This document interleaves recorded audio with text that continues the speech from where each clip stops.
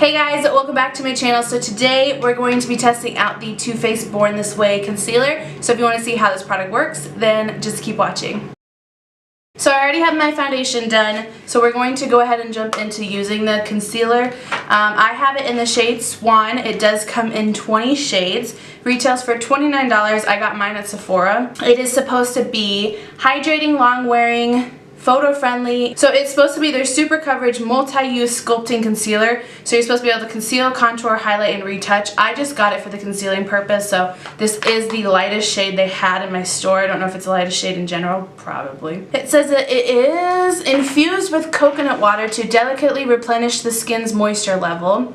Alpine rose to brighten skin's appearance and promote elasticity. Hyaluronic acid for a smoother, more youthful looking appearance. So, and I think I read somewhere it's supposed to be 12 hours, so let's just go ahead and use it. So this is what the bottle looks like. It looks exactly like the Born This Way foundation, but smaller, but still bigger than a typical concealer. I'm trying to find a typical concealer. This is the ColourPop one. Like, you can see how much fatter this one is. It comes with 0.5 fluid ounce, which is quite a bit. The foundation I use today is the Makeup Revolution Stick Foundation, and I mean, it's thicker than that. So let's go ahead and start using it. So it's got a fat wand. I do notice it's like comes to a point, almost like a diamond shape.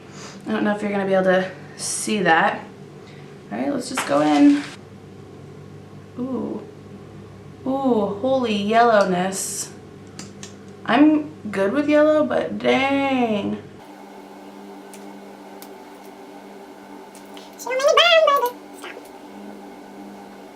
This is really yellow toned compared to my foundation. That was too pink for me, but okay, so I'm just gonna use my sponge to blend it out because that's how I always blend out concealer. And then I'm just gonna say this now because I'm gonna do it almost immediately. So I'm going to set it with two different setting powders to see if it makes a difference. So I'm gonna set it with the L'Oreal Infallible, which is a loose setting powder.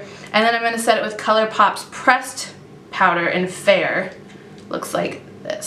So I'm gonna do that really quickly. It looks fine in person, but on camera it's looking really yellow.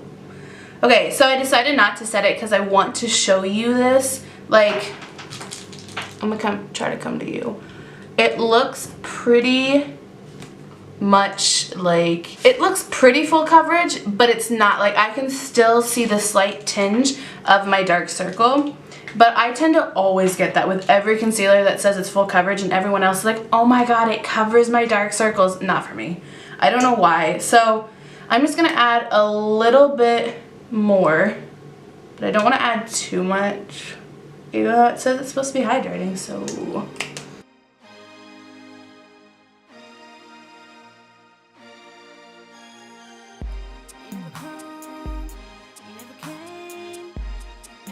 Okay, I'm gonna zoom you in really quickly so I can show you what this looks like. Okay, so this side is the side I did with the ColourPop press, and this side was with the loose L'Oreal. You can see it took off right here. The powder did, and I use this like daily, so I've never had that happen, which is weird. But my dark circles are still pretty prominent here, but this side actually looks pretty decent. Yeah, I mean, I think there's more creasing over here than there is on this side, so maybe this works better with a press than it does with loose. I don't bake because I'm dry, so I did not bake. So, alright, I'm going to zoom you back out and then we'll finish this. Okay, so I went ahead, finished my makeup, did my eyes. If you want to see this eye look, it is on the BH Cosmetics Zodiac palette, which will be up in about a week, I believe. But my thoughts about this, I'm going to do a wear test, so I'll come back at the end of the day. But as of right now, I actually like it and I hate it. I like it, okay? It's hard to decide. I mean, obviously we'll see how throughout the day. When it came to doing it with this powder, I actually took it off and did it over again because it's like, there's no way. Because I use this with every single concealer I do. So it's like, okay, this, I must have done something wrong. So I went ahead, did it again. I cleaned and wet my sponge because I noticed my sponge was harder than normal because it was a brand new one. So I went, re-wet that, made sure it was completely soaked, and then redid it, and it still took off my concealer.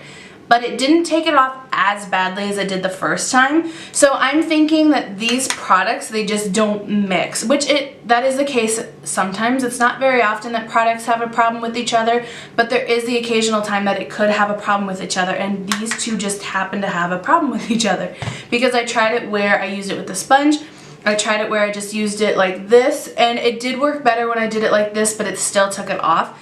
So they just don't mix. So I'm not going to take it off though. We're going to still see how it wears even with this side that it doesn't mix, but this side with the other powder, it is looking pretty nice as of right now. So we'll go ahead. I will come back after it's been so many days.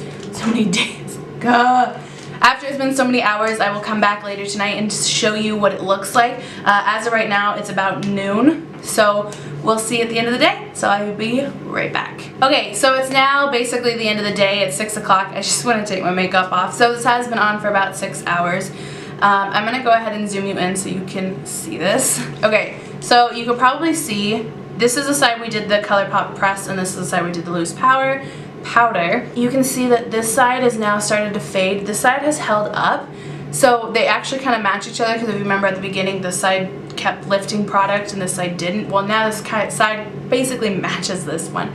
But if you look really closely, I have really bad creasing, which for me is normal. I normally get creasing, so it's not that big a deal for me. Plus it was about 100 degrees today, so it was nasty out. Let me zoom you back out. So I actually really like this product, and I will keep using it.